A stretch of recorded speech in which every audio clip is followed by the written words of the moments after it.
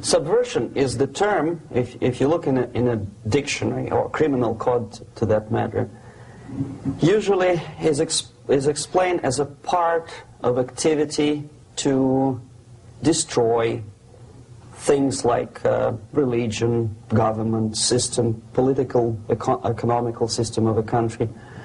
And usually it's linked to espionage and such romantic things as blowing up bridges, sidetracking trains, cloak and dagger activity in Hollywood style.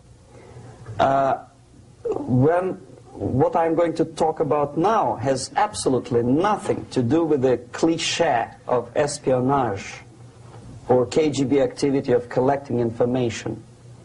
So the greatest mistake or misconception, I think, is that whenever we are talking about KGB, for some strange reason, starting from Hollywood movie makers to professors of political science and quote-unquote experts on Soviet affairs, or Kremlinologists as they call themselves, they think that the most desirable thing for Andropov and the whole KGB is to steal blueprints of some supersonic jet, bring it back to Soviet Union and sell it to the Soviet military-industrial complex. It's only partly true. If we take the whole time, money, and manpower that the Soviet Union and KGB in particular spends outside of USSR border, we will discover, of course there are no official statistics unlike with CIA or FBI, that the espionage as such occupies only 10 to 15% of money, time, and manpower. 15% of the activity of KGB. The rest, 85%, is always subversion. And unlike a dictionary of English, Oxford Dictionary, subversion in Soviet terminology means always a destructive, aggressive activity aimed to destroy the country, nation, or geographical area of your enemy. So there's no romantics in there, absolutely. No blowing up bridges, no microfilms in Coca-Cola cans, nothing of that sort. No James Bond nonsense. Most of this activity is overt, legitimate, and easily observable if you give yourself time and trouble to observe it. But according to the law and law enforcement systems of the Western civilization, it's not a crime. Exactly because of misconception, manipulation of terms. We think that subverter is a person who is going to blow up our beautiful bridges. No. Subverter is a student who comes for exchange, a diplomat, an actor, an artist, a journalist like myself was 10 years ago. Now, subversion is an activity which is a two-way traffic. You cannot subvert an enemy which doesn't want to be subverted. If you know history of Japan, for example, before 20th century, Japan was a closed society.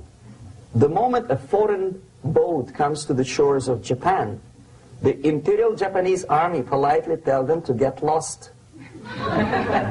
And if American salesman comes to the shore of Japan, let's say 60 or 70 years from now back, and says, oh, I have a very beautiful vacuum cleaner for you, with the good financing, he says, please leave us, we don't need your vacuum cleaner. If they don't leave, they shoot them to preserve their culture, ideology, traditions, values intact. You were not able to subvert Japan. You cannot subvert Soviet Union because the borders are closed. The media is censored by the government. The population is controlled by the KGB and internal police. With all the beautiful glossy pictures of Time magazine and Magazine America, which is published by the American embassy in Moscow, you cannot subvert Soviet citizens because the magazine never reaches Soviet citizens. it's collected from the newsstands and thrown to garbage can. Subversion can be only successful when the initiator, the actor, the agent of subversion has a responsive target. It's a two-way traffic. United States is a receptive target of subversion. There is no response similar to that one from United States to the Soviet Union. It stops halfway somewhere. It never reaches here. The theory of subversion goes all the way back 2,500 years ago. The first human being who formulated the tactics of subversion was a Chinese philosopher by the name of Sun Tzu.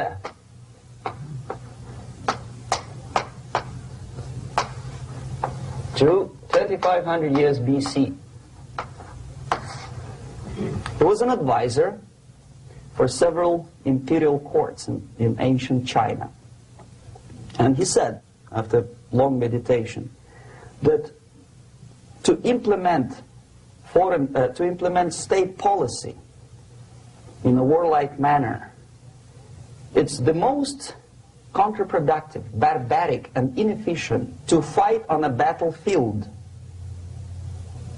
You know that war is continuation of state policy, right? So if you want successfully to implement your state policy, and you start fighting, this is the most idiotic way to do it. The highest art of warfare is not to fight at all, but to subvert anything of value in the country of your enemy, until such time that the perception of reality of your enemy is screwed up to such an extent that he does not perceive you as an enemy, and that your system, your civilization, and your ambitions look to your enemy as an alternative, if not desirable, then at least feasible. Better red than dead. That's the ultimate purpose, the final stage of subversion, after which you can simply take your enemy without a single shot being fired, if the subversion is successful. This is basically what subversion is. As you see, not a single mentioning of blowing up bridges. Of course, Sun Tzu didn't know about blowing up bridges. Maybe there were not that many bridges at that time. But the basics of subversion is being taught to every student of KGB school in USSR and to officers of military academies. I'm not sure if the same author is included in the list of reading for American officers, to say nothing about ordinary students of political science. I had difficulty to find the translation of Sun Tzu in the library of a university in Toronto and later on here in Los Angeles. But it's a book which is not available. It is forced to every student in USSR. Every student who is taught to be dealing further in his future career with foreigners. What subversion is? Basically, it consists of 4 periods, time-wise. If we start from here and go this way, time, right? This is the beginning point. The first stage of subversion is the process which is called, basically, demoralization. It says for itself what it is.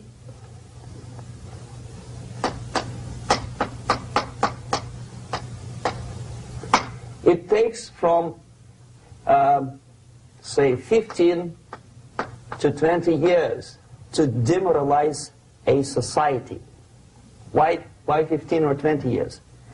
This is the time sufficient to educate one generation of students or children. One generation.